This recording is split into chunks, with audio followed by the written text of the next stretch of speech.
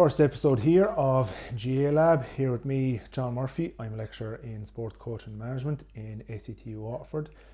Today we're looking at pre-season. Over the last 6, 7, 8 years, working with various teams from underage right up to senior into county. I've learned a few bits around pre-season, how to make the most of it, what to get the best from it. I've also made any amount of mistakes, and today we're going to look at a few bits and pieces to help you not make those mistakes, but also maximise what it is you can get from it. We're at the stage of the year now, here in January, around we're either starting off a pre-season or we're planning to get into it in the next month or so. Hopefully this will be useful to you as you get going or plan out yours. To ensure there's a mixture of things to both emphasise to make things a bit better, but to avoid to maybe stop you falling into a few pitfalls, I've broken this into a list of do's and don'ts with 5 of each. The first do I'm going to recommend is to gradually build up your volume. When we go back training, generally January or February, we try and adopt the training plan or the training weekly schedule that we'd have for the whole season, which is your typical like Tuesday, Friday, Sunday, or whatever the case may be.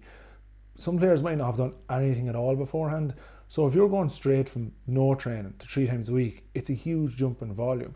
It might be better off to either before you start into collective training, give them some sessions to do themselves, starting off maybe 1 or 2 a week and ramping that up a bit, or else even your collective training, just go back on a Friday night for a couple of weeks, then Friday and Sunday, and then dip in your 3rd session a week.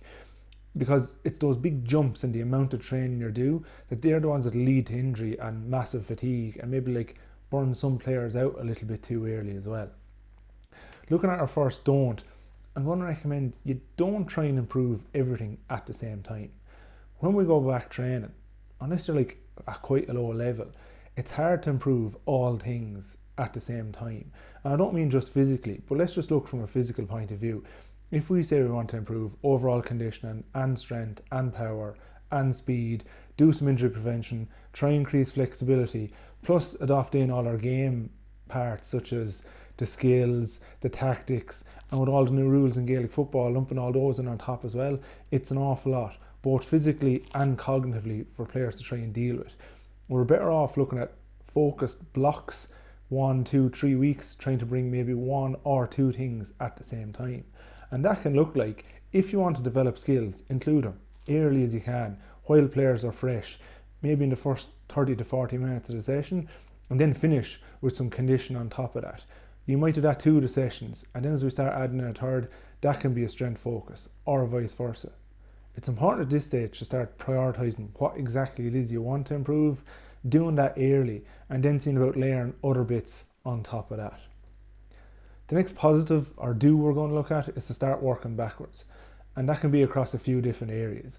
The first one obviously is when do you have the main competition phase of the year, first round of championship, league if you're taking that particularly seriously, and making sure you've enough time to do the work that's required prior to that, including practice matches, including working out various tactical bits you need to work on, but also making sure the underlying physical qualities are there.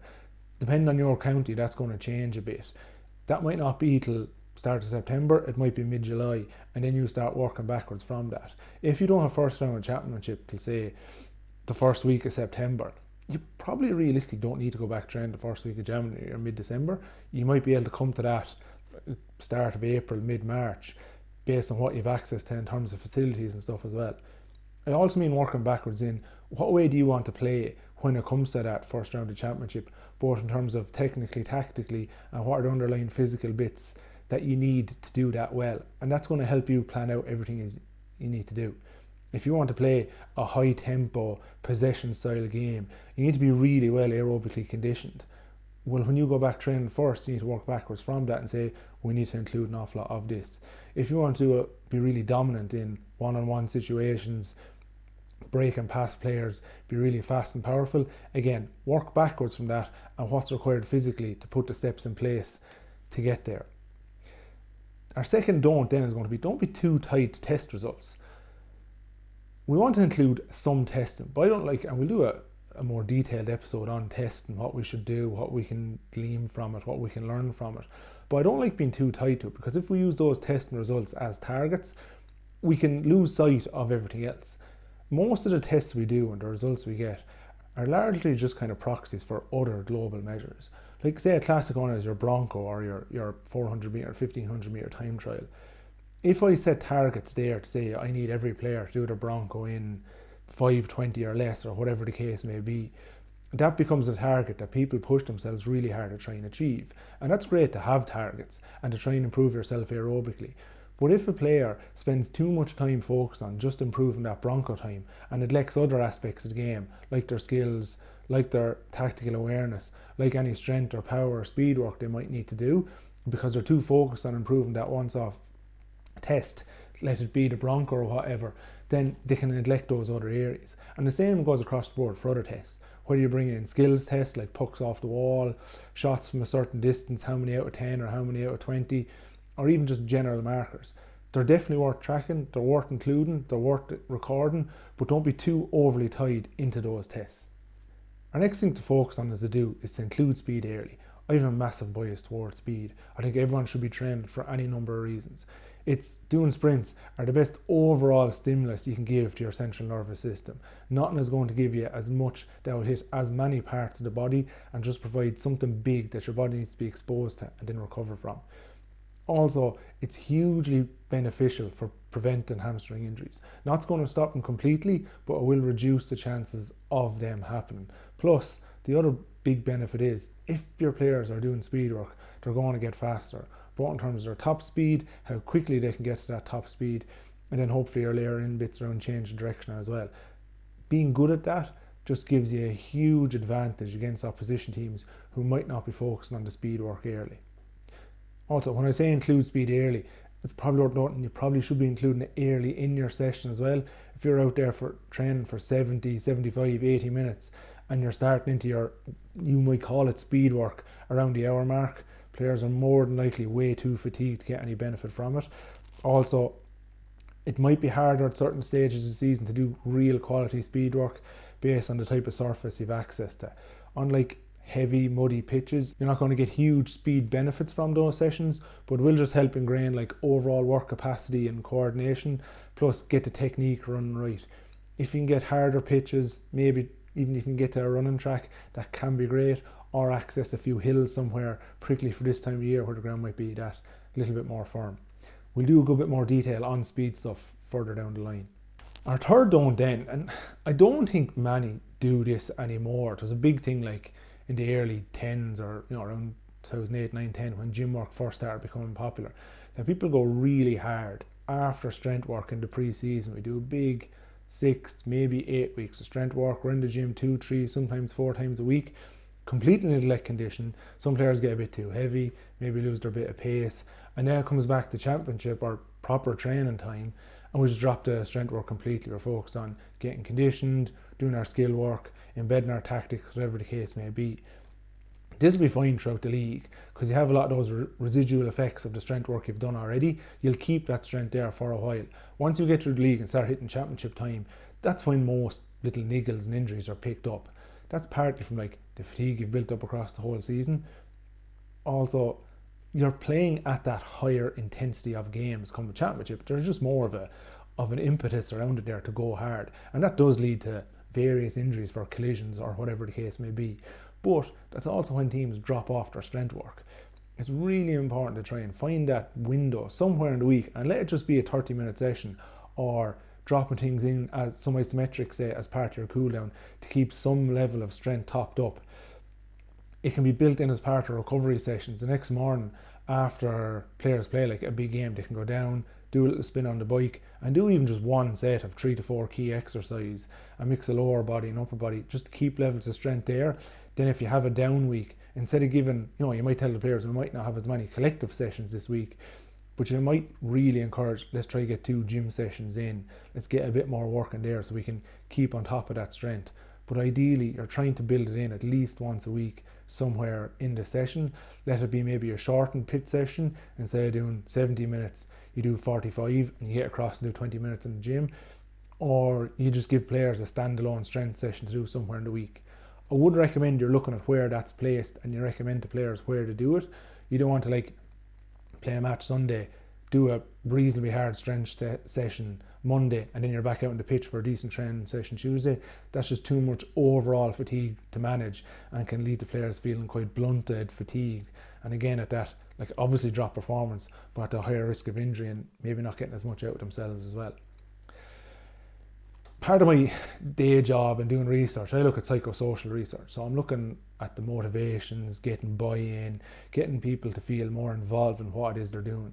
And one of the things I found really helpful in a number of different ways, and I'll go through them now, is to survey your players particularly at the start of the season, because we're talking about pre-season here now, but also at various stages throughout.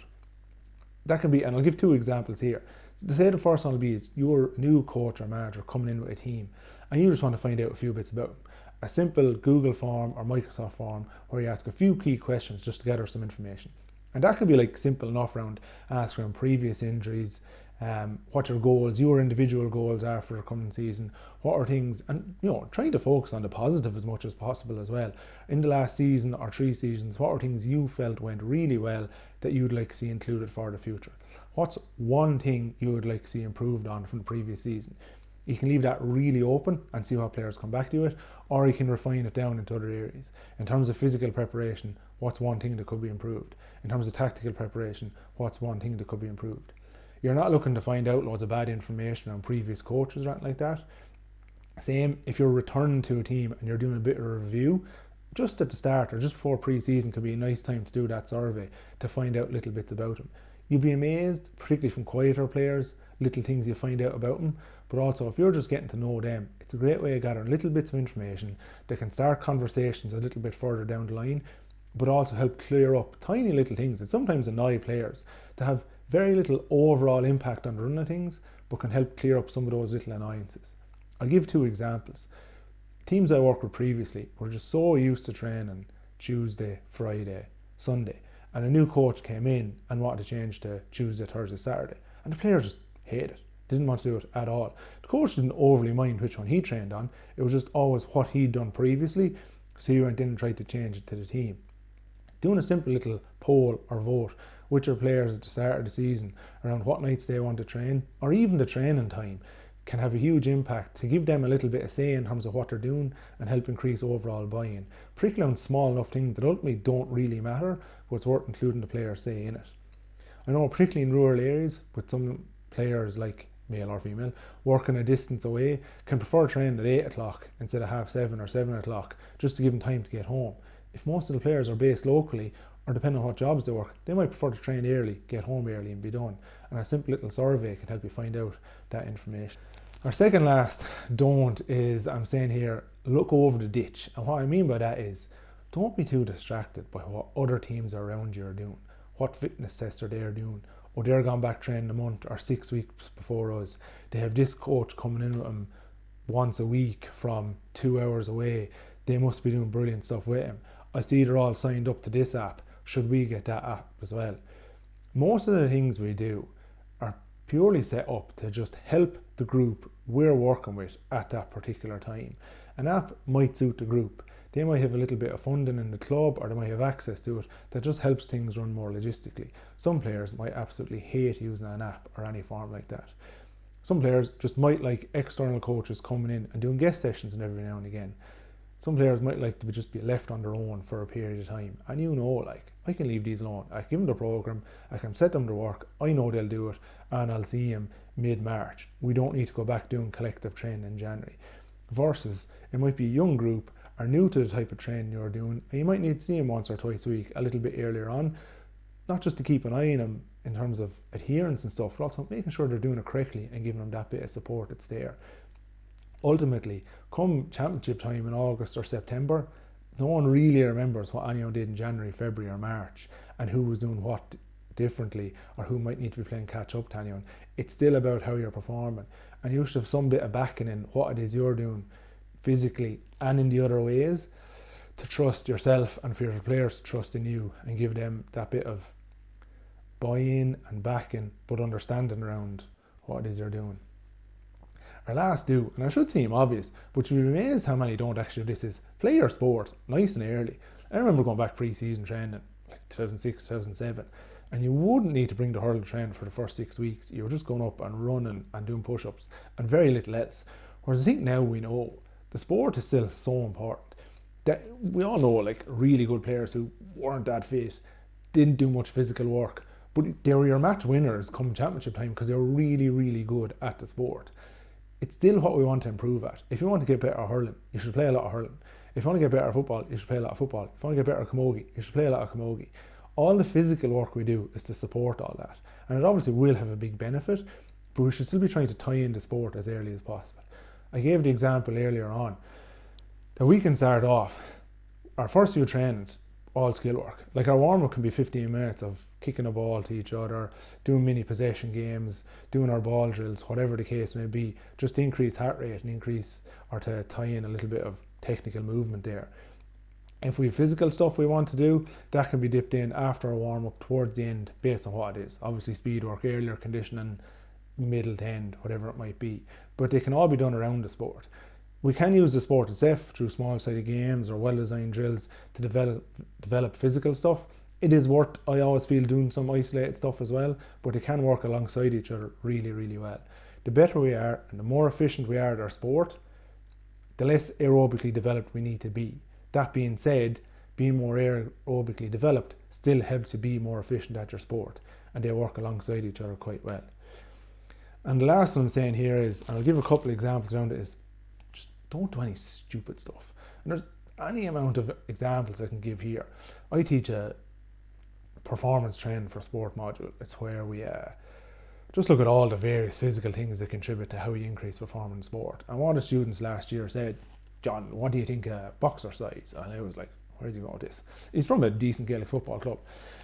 I said, why do you ask? Our club manager this year said, we're not going to do any S&C, we're not doing any gym work.